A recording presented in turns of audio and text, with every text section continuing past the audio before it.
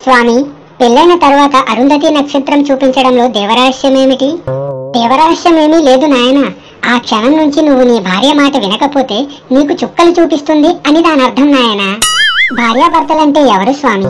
జీవితాంతం భార్యను భయపెట్టాలని ప్రయత్నించి భయపడుతూ బ్రతికేవాడు భర్త అయితే, భర్తకు భయపడినట్టు నటించి భర్తను భయపెట్టి బ్రతికేది భార్య. భార్యాభర్తలంటే వీళ్ళే నాయనా. స్వామి, భార్యాభర్తల గొడవలలో ఎక్కువగా భర్తలే సర్దుకుపోతారు. ఎందుకు స్వామి?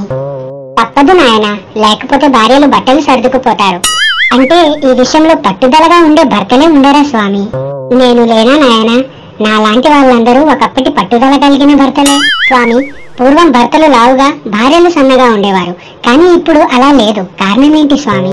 నాయనా, పూర్వం భర్తలు తినగా మిగిలింది భార్యలు తినేవారు. కానీ ఇప్పుడు వాళ్ళు తిన్నాక మిగిలింది భర్తలకు వేస్తున్నారు. స్వామి, మీరు సన్యాసిగా ఎలా మారారు స్వామి? చీరల షాపులో పనిచేసే నేను అక్కడ ఆడవాళ్ళ మాట్లాడిన రెండు మాటలకి సన్యాసిగా మారాను నాయన. ఏంటి స్వామి ఆ మాటలు? ఈ డిజైన్ లో వేరే కలర్ చూపించు, ఈ కలర్ లో వేరే డిజైన్ చూపించు, ఈ డిజైన్ లో వేరే కలర్ చూపించు, ఈ కలర్ లో వేరే డిజైన్ చూపించు. టికెట్ టికెట్, ఎక్కడికి వెళ్ళాలి? ఎక్కడైతే రాముడు పుట్టాడో అక్కడికి. టికెట్ చూపించు. లేదు నాయన. అయితే పద. ఎక్కడికి? శ్రీకృష్ణుడు ఎక్కడైతే పుట్టాడో అక్కడికి.